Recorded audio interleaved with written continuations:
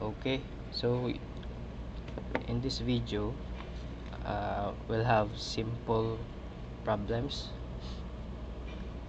for basics. Ito ay cantilever round bar problem.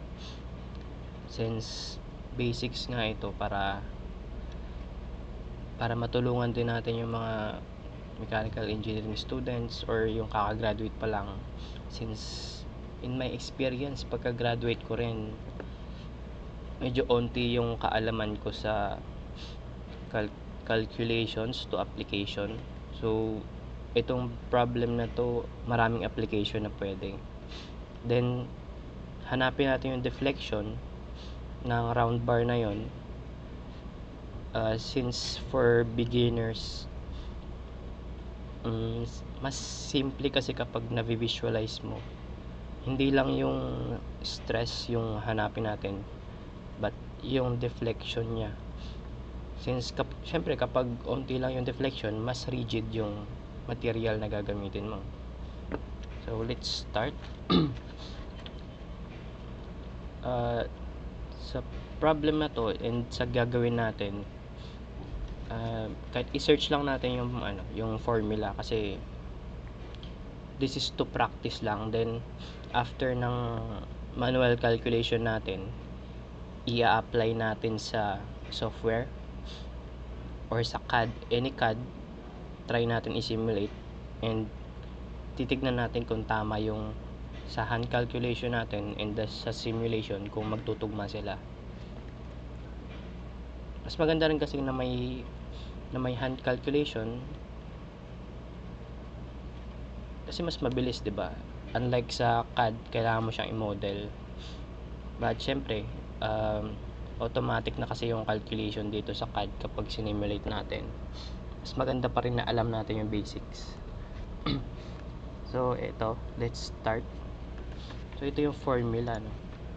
So yung deflection goes to force length cube over 3 I in which this F is the force, L is the length ng bar, ng steel round bar, solid bar or solid shaft na gagamitin natin. Bakit sulat ko?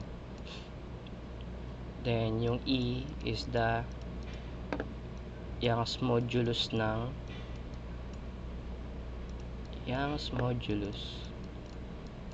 steel modulus ng steel. Then I is the moment of inertia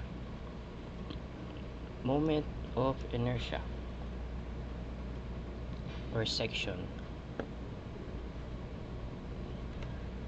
ng shaft, solid shaft.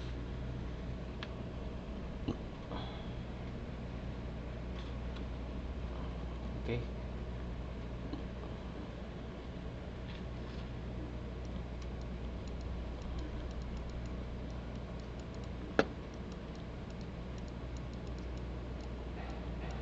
Solid shaft.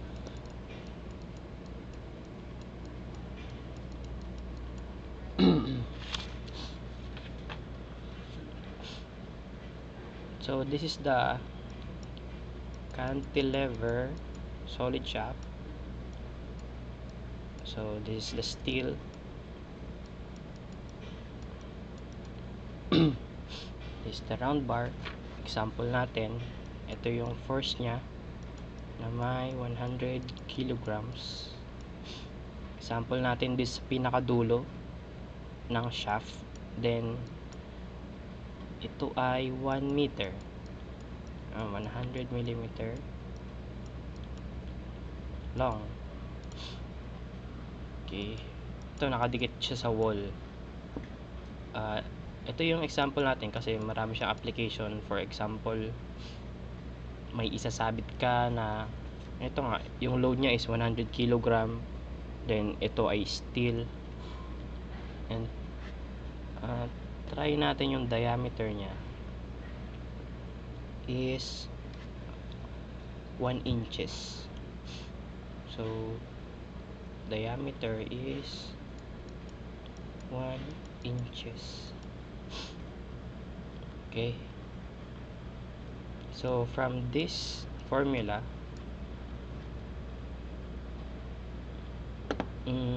first ilatag muna natin yung meron tayo, no, yung Young's modulus. So pare-parehas naman to, depende sa material. Yung steel is 200 GPa, or it is equal to, conversion lang, 200 kilonewton per millimeter square.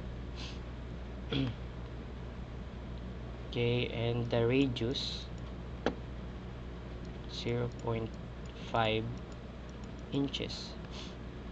So nilalatag lang natin ng ganito kasi may formula tayo, kailangan nating hanapin muna ito, yung I.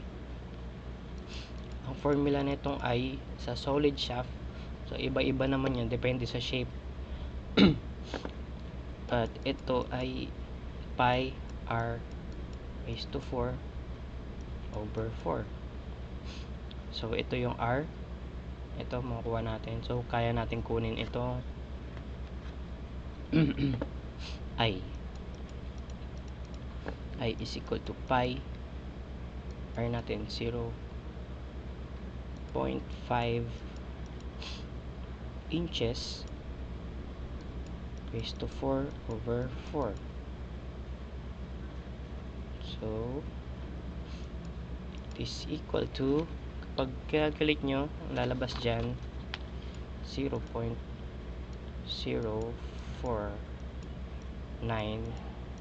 inch raised to 4, or pag kinonvert,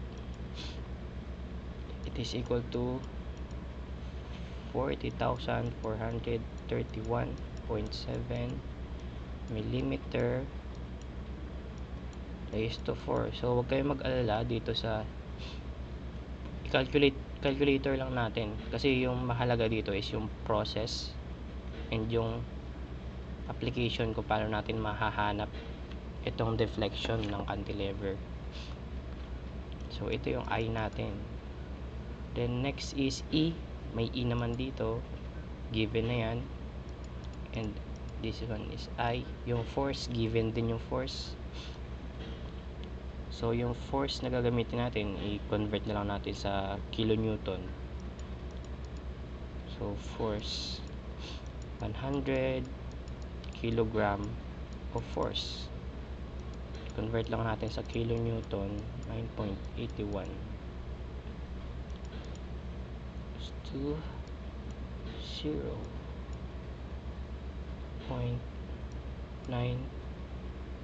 This one is newton kasi, 0.81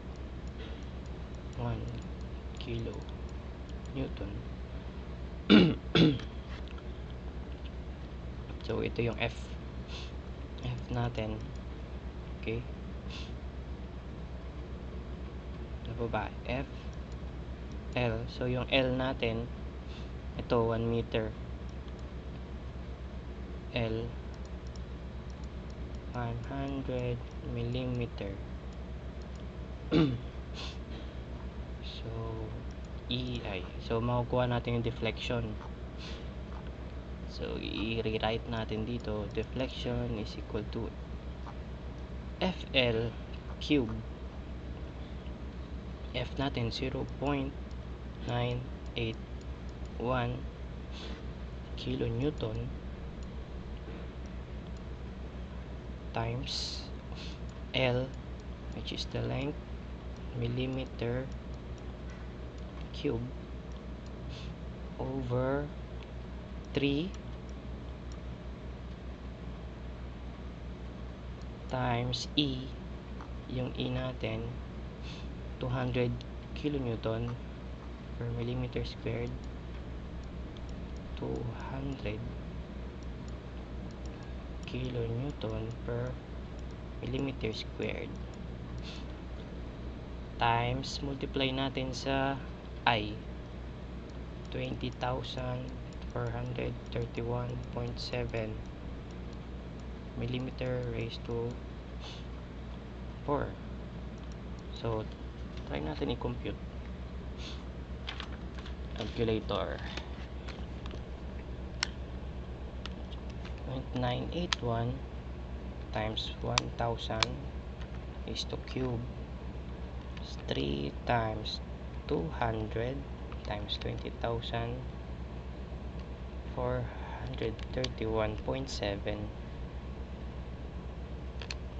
Okay, so ang lumabas is 80. Maka-cancel to eh.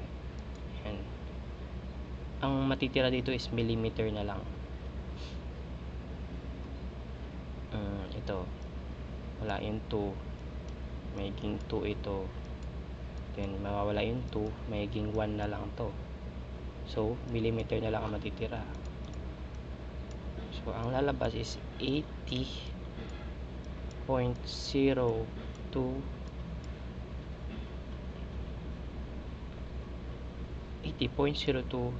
millimeter.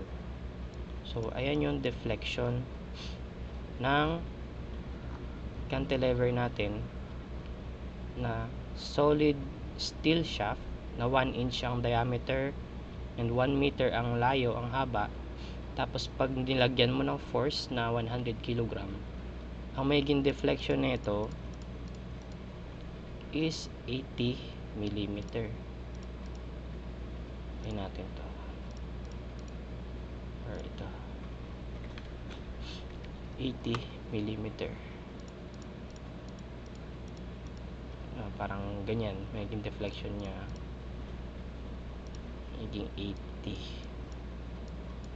millimeter. Yan, pag nilagyan mo siya ng 100 kg na load. Okay, so yung next na gagawin natin, itatry natin siyang i-model sa CAD, then i-simulate natin siya. So makikita nyo rin dito.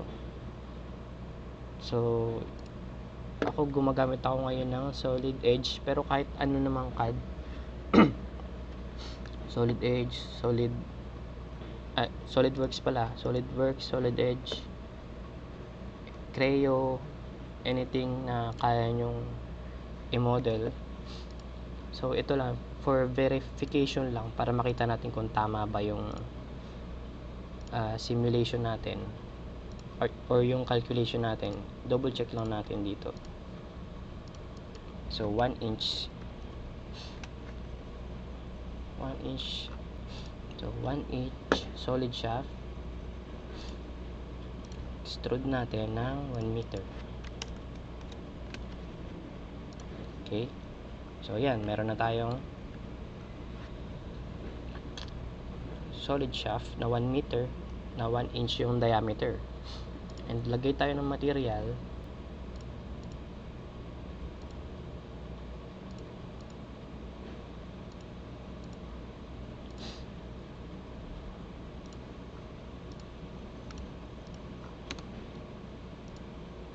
So let's add material muna. Specify natin material. In this case, try carbon steel. So ito yung elastic modulus of elasticity is ito. Ito yung 200 kilonewton per millimeter squared. Ito yung cast carbon steel. Apply natin sa material. Okay, then simulate na natin ito. So new study, static lang. So ang una, kapag may mga gantong simulation or CAD simulation, ang una syempre ilalagay natin is yung material, kung anong material siya, then maglagay tayo ng constraints or kung anong nakafix sa kanya. So here, since cantilever siya, i-fix natin itong isang side. Okay. Then external load, lagay tayo ng natin yung force lang. Ayan. Okay, X Y Z.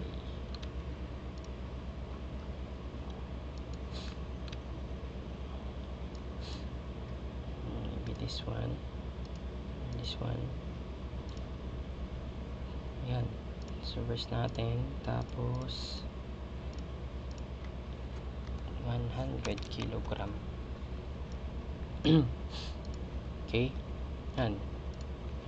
Yung material tayo, may constraint, fix, and may load tayo, and pwede natin itong i-run.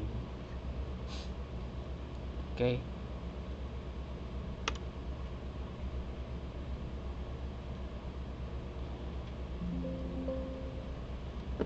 Okay. So kapag hindi nakaayos yung settings nyo dito, depende yung deformation scale. Huwag kayong magugulat kung sobrang laki. I-check nyo kung 1:1 siya. So in this part, deformation scale nya is 1. Double check lang natin sa settings. Yan, naka true scale siya. Okay, labas natin yung result na bar dito para kita natin.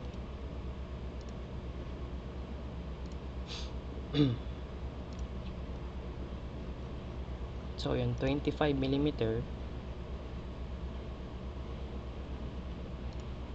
right, ibahin natin para mas accurate, no? Yung 25mm, yung 1 inch is 25.4mm. So ibahin natin 25.4.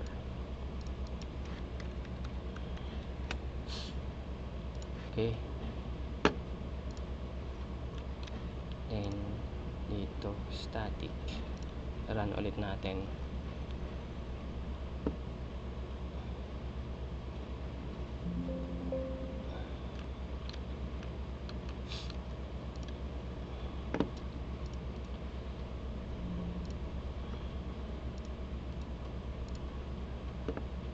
Ayan, lumabas. So ang lumabas dito sa deformation, ito yung itong red to 7.9 or 79mm, in which malapit na siya dun sa 80 na lumabas sa calculation natin, no? So ayun lang, ang ginawa lang natin, nag hand calculation tayo, tapos chinek natin kung tama talaga yung lumalabas dito sa simulation.